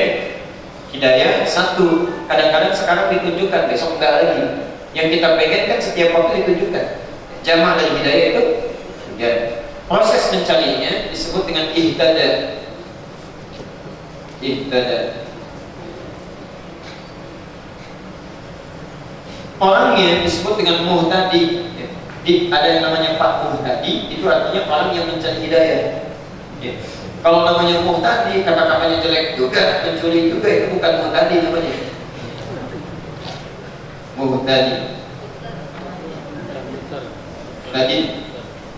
Kalau banyak kan disebut muhtadun. Muhtadun. Perhatikan Al-Baqarah, kita bacakan dari ayat keduanya saja sampai ayat 5. Dzalikal kitabul hudan lil hudan. Isi Quran jangan sekali-kali diragukan kandungannya. Ini rumus dari Quran. Kalau kita mau baca Quran, mendapatkan manfaat dari Quran, jangan ragu dengan yang kita baca. Kebanyakan kita banyak ragunya. Karena ragu, ayat Quran itu tidak bermanfaat untuk kita. Sebagai contoh, dulu ada sahabat yang membacakan Al-Fatihah, sekali baca seorang kepala suku tersengat karena jengking. Obatnya sudah tidak ada, para tabib sudah head up, tidak bisa menyembuhkan. Tiba-tiba sahabat ini dengan izin Allah dia bacakan Al-Fatihah sekali baca, gak pakai apa-apa, gak pakai air, gak pakai apa-apa, cuma dipegang sembuh dengan izin Allah. Sekali Al-Fatihah. Ada orang baca 100 kali Al-Fatihah, 1000 kali Al-Fatihah, gak sembuh-sembuh, malah bertambah penyakitnya. Apa yang salah? Barangkali cara bacanya yang keliru. Kalau dulu orang baca lalai lebih, sekarang banyak lainnya. Minimal ada motif ketika melakukan itu. Ingin dibeli sesuatu, ingin mendapat sesuatu, bacaannya jadi keliru, luar biasa. Insya Allah. Iya. Udah. Kalau Anda ingin mendapatkan kemudahan, satu, jangan lakukan segala informasi yang ada dalam Al-Quran. Nah, hudan ini hanya akan diberikan oleh Allah kepada al-muttaqin, orang-orang yang bertakwa. Hudan dia. Nah, siapa al-muttaqin ini? Artinya kalau Anda tadi mengatakan saya pengen dapat kemudahan dalam hidup, ingin dapat hidayah, jadilah orang takwa itu. Siapa orang takwa yang dimaksudkan? Perhatikan. Alladzina yu'minuna bil ghaib. Syaratnya masuk Islam dulu. Jadi kalau belum beriman, belum Islam, kan? Tadi iman itu lewat apa? Ucapan ya. Masuk Islam dulu, Islam. Usahanya, tadi kan harus berusaha menyebut hidayah. Alladzina yu'minuna bil ghaib wa yuqimuna shalah.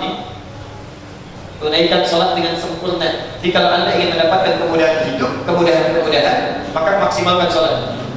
Contoh, orang cuma salat fardu, dan tanpa salat sunnah.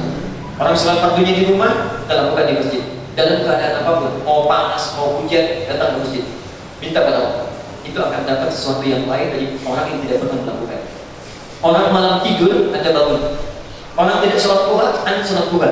Pokoknya setiap yang tidak dilakukan oleh orang, Anda kerjakan. Karena dapat kemudahan-kemudahan. Ini misalnya ada seorang sakit oleh dokter divonis itu tidak lama, mungkin 2-3 minggu lagi. Orang ini sudah muntah darah, sudah luar biasa, dan pada Allah sudah, maaf sekali lagi, sudah bersiap-siap untuk berhaji. Ya, sudah bersiap-siap untuk berhaji. Bahkan saat akan berangkat sudah minta maaf, sudah minta diikhlaskan oleh keluarga, dan sudah menyiapkan kain kafannya langsung dibawa ke Mekah. Jadi kalau meninggal nggak dibawa lagi ke sini. Dan perhatikan ya, subhanallah, sampai di sana ini orang selalu ingin melakukan lebih daripada yang lain. Ditundangnya yang ini. Ya. Begitu tawaf yang lemah pakai kursi roda, dia pengen jalan. Selesai tawaf tuntas, ya, ditandai lagi dan seterusnya. Ada orang setelah wukuf muntah keluar lagi. Saat mabit di Mina atau di Muna, orang cuma nafar awal, ya, 2 hari, dia pengen 3 hari. Saya nafar tadi katanya, terus nafar akhir, yang terakhir. Selalu disempurnakan, ingin sempurna. Apa yang terjadi? Ternyata ramalan dokter itu meleset. Perkiraan dokter cuma 2 minggu, sudah 40 hari di Mekah masih hidup juga. Yang luar biasa, pulang dari sana ternyata sehat. pembimbingnya yang antar pulang malah sakit. Ini sudah lari belakang lagi, di alun-alun sudah berputar-putar. Ternyata Allah berkehendak keluar lewat muntah itu ternyata penyakitnya dikeluarkan. Habis semuanya. Begitu check up lagi di Indonesia sudah sembuh total. Ini kemudian. Jika Anda menginginkan kemudahan, maksimalkan ibadah. Wa yuqimun as-shalah. Kalau salat sudah maksimal, belum juga dapat, tambah lagi. Wa mimma razaqnahum yunfiqun, infak. Infak itu bukan sedekah. Infak itu amalan harta, amalan materi. Ada 5 golongan yang harus diprioritaskan. Satu, orang tua, ada di Al-Baqarah 215. Yas'alunaka madza yunfiqun qul ma anfaqtum min khairin. Satu, lil walidain, orang tua.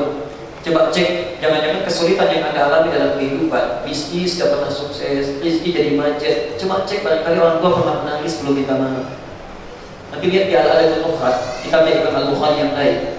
Ada orang sudah jihad, Pak, bayangkan, sudah keluar rumah, sudah jihad, mau berangkat, dipanggil lagi oleh Nabi karena ada informasi ibunya menangis karena dia pergi. Dipanggil oleh Nabi, kata Rasulullah, perhatikan, irji, kembali ke rumahmu, perhatikan, buat orang tuamu tertawa seperti engkau membuatnya menangis. Kembali lagi ke rumahmu, buat orang tuamu tertawa seperti engkau membuatnya menangis. Coba cek, jangan-jangan itu harta sudah bertambah, mobil luar biasa, tapi orang tua, kan orang tua sifat begitu, tidak cerita. Ya, tapi perilakunya ketahuan, kan nelpon, kan? Wajahnya jadi gak enak dilihatnya, itu pasti ada yang salah tuh. Wal aqrabin, kerabat terdekat. Orang tua bagus, tapi kerabat kita misalnya maaf ditinggalkan dan cemburu dan sebagainya. Cek, barangkali mereka itu yang tengah malam mengeluh kepada Allah. Ya Allah, dia saya doakan, saya rawat, tapi setelah dia sukses dia melupakan saya. Hati-hati itu sampai itu ke arsy demikian. Wal yatama, anak yatim, wal masakin, orang miskin, wa ibnis sabil, dan yang kesusahan di jalan. Jika Anda kesulitan dalam aktivitas ingin dimudahkan, coba tunggangi infak di 5 kriteria itu. Terus sudah jadi Quran. Sekali lagi, la raiba fi, jangan diragukan, kerjakan aja, kerjain aja. Insyaallah dapat. Oke. Teruskan. Walladzina yu'minuna bima unzila ilaik. Kalau itu Quran juga, berarti interaksi kita dengan Quran yang selanjutnya. Yuk, yang kemarin baca satu ayat tambah. Ya, yu'minuna bima unzila ilaik itu Quran. Kemarin satu ayat, sekarang 10 ayat. Kemarin satu halaman, sekarang 10 lembar. Apa lagi? Ya. Wa bil akhirati hum yuqinun. Kalau belum didapatkan juga yang kita inginkan, hati-hati. Harus disadari bahwa barangkali Allah menginginkan sesuatu yang lebih baik. Nah, itu tidak cocok buat kita. Akhirat itu lebih bernilai dibandingkan dunia yang kita harapkan. Tidak sedikit orang yang tidak memahami fikih doa ini cepat kecewa. Oh ya Allah, tidak dikabulkan juga. Padahal Allah sudah kabulkan, tapi dengan cara yang berbeda. Yang kita butuhkan bukan yang kita inginkan. Nah, orang-orang kalau salatnya bagus, infaknya bagus, kemudian seringkali baca Quran dan yakin dengan akhiratnya, perhatikan ayat yang kelimanya. Ulaika ala huda. Lihat sini.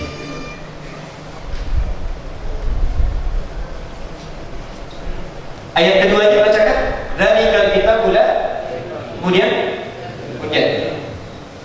ayat yang kelimanya, ulaika, perhatikan, pakai ala kemudian. Yang kelima pakai ala huda.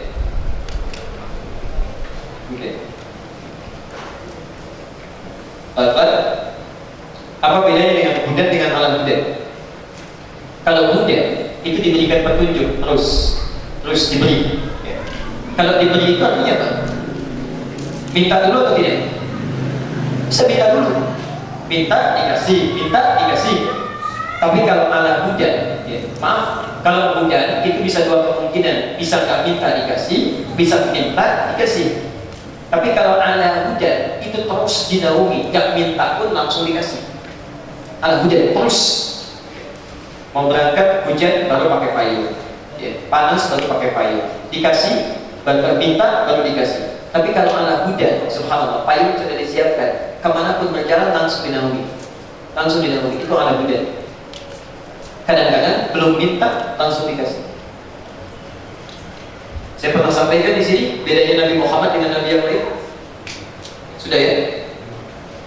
Nabi Musa dengan Nabi Harun mau datang ke Firaun. Begitu mau berdakwah, coba lihat nanti di surah Toha surah Toha sampai ayat ke-43 nih, sampai 44 nih. Faqula lahu qawlan layyinan. Perhatikan, mau datang ke Firaun itu kan luar biasa, raja yang kejam, yang galak dan sebagainya. Sedangkan Musa punya kekurangan dalam pembicaraan, agak gagal, kurang lancar. Berdoa, minta, qala rabbi shrah li wa yassir li amri wahlul 'uqdatam min lisani yafqahu. Perhatikan, Rabbi shrahli sadri, minta dulu baru Allah kasih. Wa yassir li amri, mudahkan urusanku, minta dulu baru Allah berikan. Nabi Muhammad ada hujan, Musa hujan, Nabi Muhammad ada hujan. Perhatikan, alam nashrah laka sadrak. Musa minta Rabbi shrahli sadri, Nabi Muhammad alam nashrah laka sadrak, ala hujan, gak minta dikasih. Musa minta wa yassir li amri, mudahkan urusanku, Allah kasih. Nabi Muhammad gak minta, ada hujan, wa nuyassiruka lil yusra, kami telah mudahkan urusanku semudah-mudahnya. Ya, diturunkan ibadah itu kepada kita supaya kita mendapat kenikmatan yang besar. Makanya umatnya Nabi Musa dengan umat Nabi Muhammad, termasuk umat Nabi Isa, itu beda jauh. Allah berikan rahmat yang luar biasa kepada Nabi Muhammad dan umatnya. Ya, Anda bisa bayangkan, Nabi Musa itu nabi yang ada, mukjizatnya apa yang paling terkenal? Tongkat dipukulkan ke batu, keluar apa? Kata ayat Al-Baqarah ayat ke-60, ya, faqul najli bi asaqal hajar fan fajara minhu 12 ain. Dipukulkan ke laut dia, terpolang lautnya, dilemparkan begitu dia apa? Fa idza hiya hayyatun tas'a, tiba-tiba jadi ular. Tapi setelah semuanya tampak, mukjizatnya ada, umatnya nggak yakin juga, masih mengatakan lan nu'mina laka hatta narallaha jahra. Al-Baqarah 55. Musa, sehebat apapun kami gak akan percaya dengan kau sampai lihat Allah langsung tanpa perantara. Bayangkan, Isa, mukjizat yang paling terkenal apa? Menghidupkan yang mati dengan izin Allah, bangun dengan izin Allah. Yang sakit yang gak ada obat, yang sudah mustahil, dengan izin Allah diusap sembuh, diusap. Karena dokter kasih resep dulu, kasih resep, ya, diobati, silakan lakukan, berapa hari sembuh, insya Allah dengan izin Allah. Isa tidak, dikurang, diusap, dalam bahasa maksaka, makanya disebut al-masih.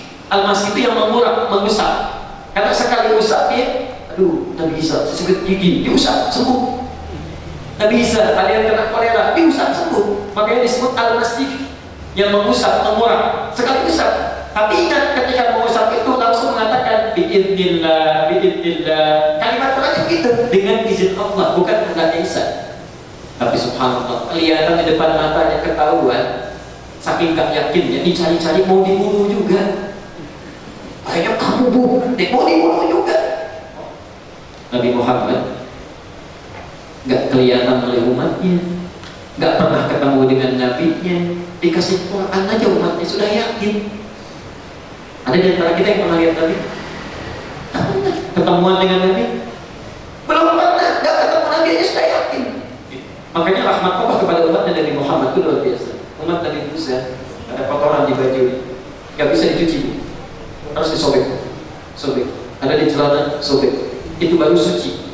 Sepanjang masih ada kotoran gak bisa dipakai dalam ibadah. Makanya sobek kalau di depan lampu merah, kalau ada yang pakai sobek itu umatnya Nabi Musa nyasar ke kalian atau pakai apa gitu. Umat Nabi Muhammad tidak, bersihkan, hilang baunya, rasanya, warnanya, selesai, pakai lagi ibadah. Masya Allah, luar biasa. Dulu orang kalau berbuat musyrik dulu ini baru kemudian diampuni. Al-Baqarah 54. Sekarang subhanallah, pernah musyrik, tobat sejadi-jadinya, hasil Islam, bagus Islamnya, lakukan ibadahnya, bisa masuk surga. Masya Allah, luar biasa. Saya akhiri, saya percepat lagi. Ada juga di Quran surah Muhammad ayat yang ke-17, ya, surah 47 ayat 17. Walladzina ihtadaw zadahum hudaw wa atahum taqwahum wa atahum taqwahum. Ya, Quran surah ke-47 ayat 17. Banyak ya, banyak ayat-ayatnya. Jadi saya percepat saja. Ya, kalau hidayah sudah bertambah, iman sudah bertambah, maka dijamin oleh Allah pasti akan selamat dalam kehidupannya. Pasti selamat, hidupnya tenang, enak, damai, selamat. Itu ada di Al-Ahzab surah ke-33 ayat ke-22. Wa ma zadahum illa imana wa taslima. Dan tidaklah mereka mendapatkan tambahan kecuali iman dan keselamatan. di orang yang bertambah keimanannya akan selamat hidupnya di dunia, selamat hidupnya di akhirat. Jadi saran saya coba didapatkan kitab Al-Bukhari ini di berbahasa Arabnya. Kalau belum dapat, nanti saya coba kopikan setiap pertemuan itu. Tapi saran saya dapat, insya Allah gak mahal kok. Investasi ini pahalanya banyak. Sampai aku meninggal anak cucu masih ada, bisa dibaca lagi. Ya. Daripada aku beramal, coba sehari makan berapa itu? 50.000, ya bisa 3 hari 150.000. Kitab ini berapa paling satu jilidnya? 60.000, 65.000. Ya. Tapi aku pakai terus. Kalau makanan kan dimakan habis hilang, besok makan lagi gak cukup-cukup. Ya. Kalau ini ada ya. Maka setidaknya kalau dunia sudah dapat, akhirat ya. Setidaknya satu kitab kita kuasai, insyaallah. Saya cukupkan dulu sampai di sini. Ya. Saya persilahkan karena kita sebentar lagi ngomong. Ya. Ada sekitar 15 menit lagi. Jadi cukup waktunya kalau ada yang bertanya atau ingin menambahkan atau klarifikasi, saya persilahkan. Kalau tidak ada, maka mungkin ada hadis yang bisa kita bacakan terkait dengan keterangan tadi. Baik.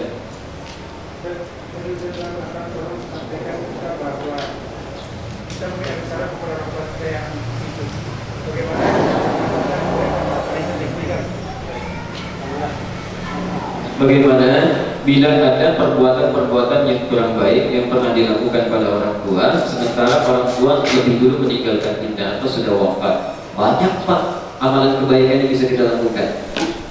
Bapak bisa lihat misalnya di kitabnya Al-Adabul Mufrad.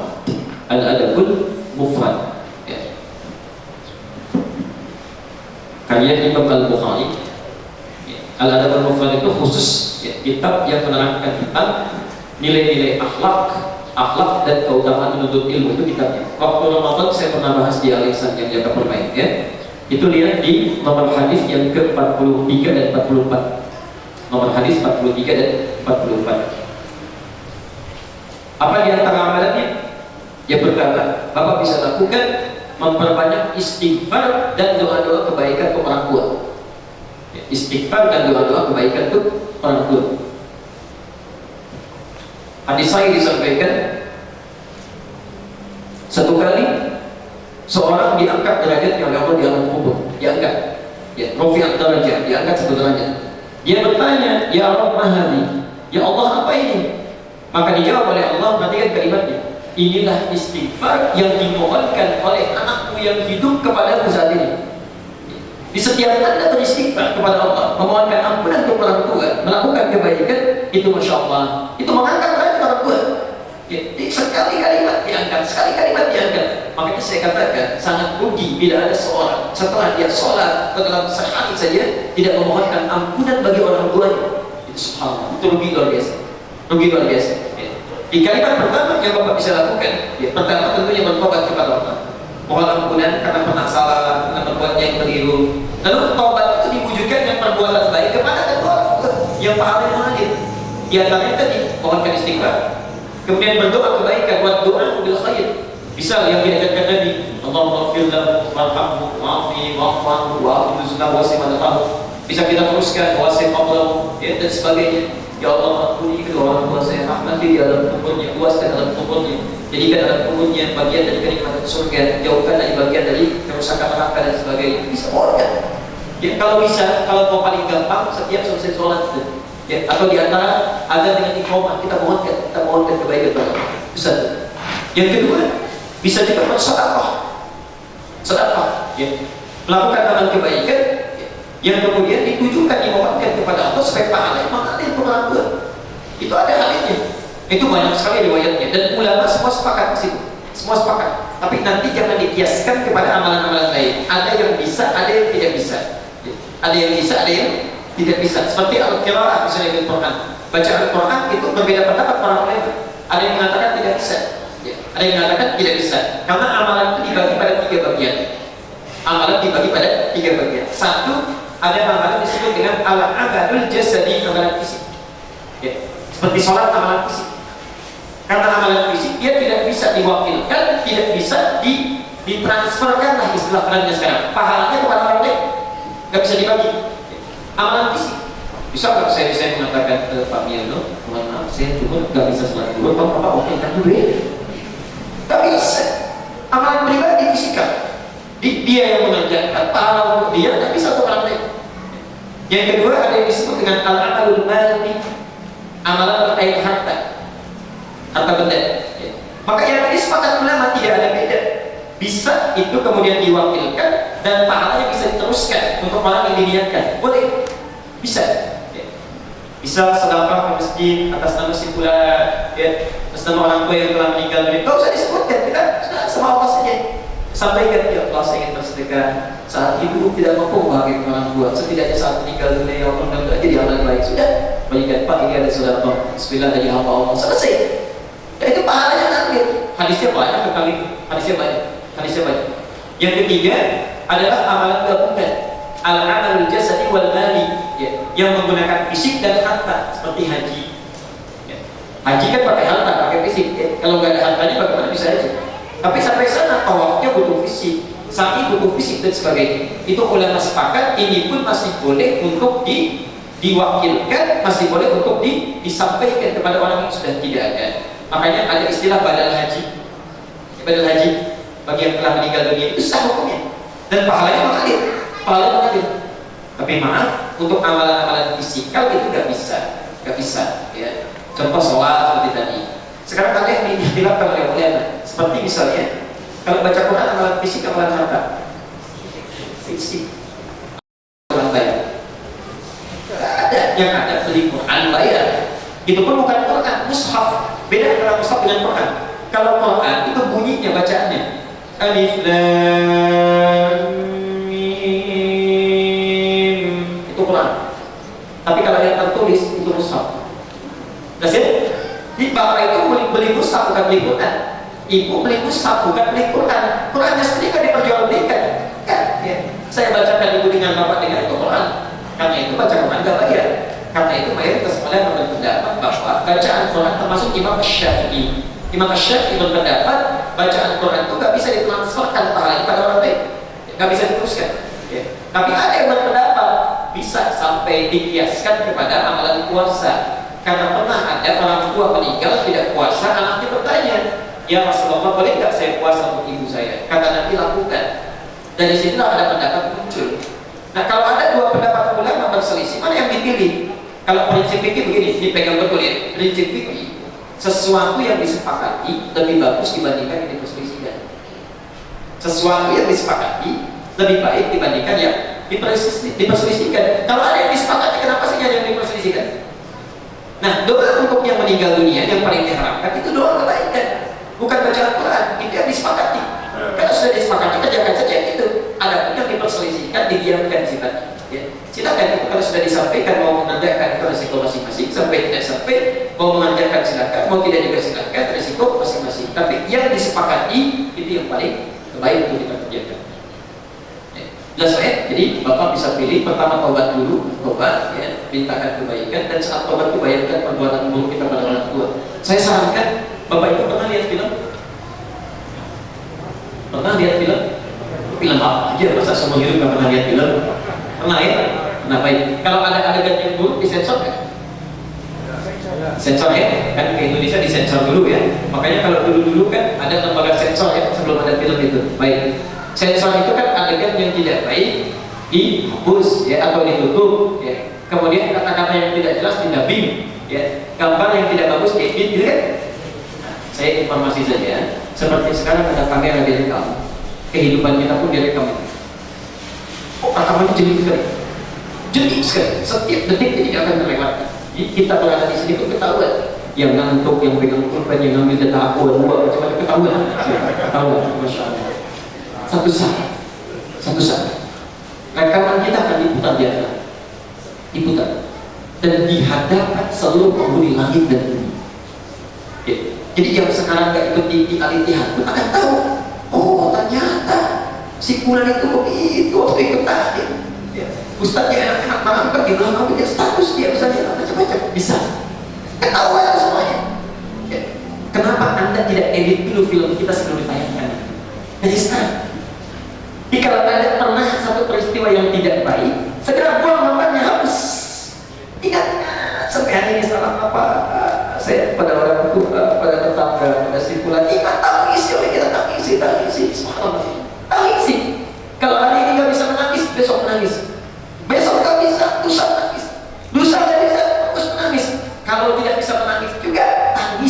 kita yang belum mampu menangis. Terus sampai hilang, sampai hilang.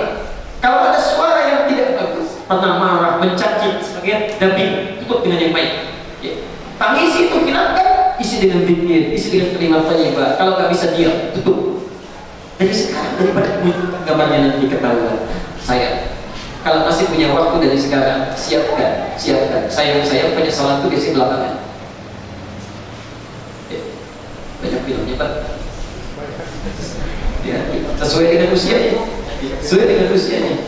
Ya, baru 6 tahun filmnya diputar saat balik. Kalau yang kecil-kecil kan diputar.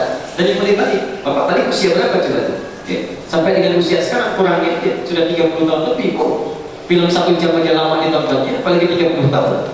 Hati-hati. Ini berlaku untuk diri saya juga. Jadi kalau melihat saya ada yang salah, jangan dibiarkan. Sama, baik itu namanya ustaz sampai nabi pun manusia. Rasulullah pernah salah, sebelum salah diluruskan oleh Allah, itu maksud namanya. Kalau saya bukan nabi, bukan rasul, pasti salah. Jangan didiamkan. Kalau salah ingatkan. Tawassaw bil haqq, tawassaw bis sampaikan. Gak bisa, oh ini ustaz terus ditafsirkan, barangkali ada makna yang lain. Enggak, salahnya salah. Ini kiai, ini barangkali ada maksud yang lain di balik itu, kita ada yang belum paham. Anda itu yang keliru, salah, sampaikan. Anda salah, perbaiki, jelas.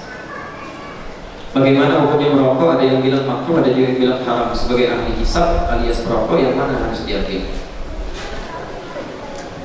Tunjukkan pada saya manfaat dan rokok.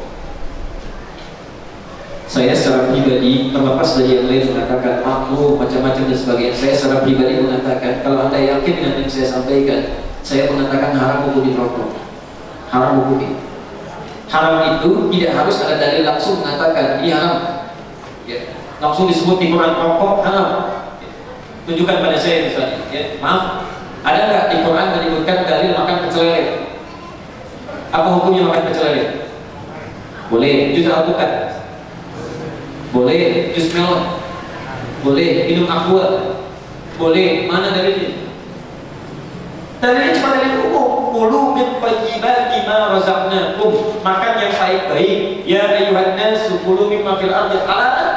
Thayyibat yang halal, yang baik itu yang dimakan. Maka sebaliknya yang jelek-jelek itu enggak boleh dimakan. Yang buruk enggak boleh dimakan, termasuk yang bisa, maaf, ada 1 menit lagi.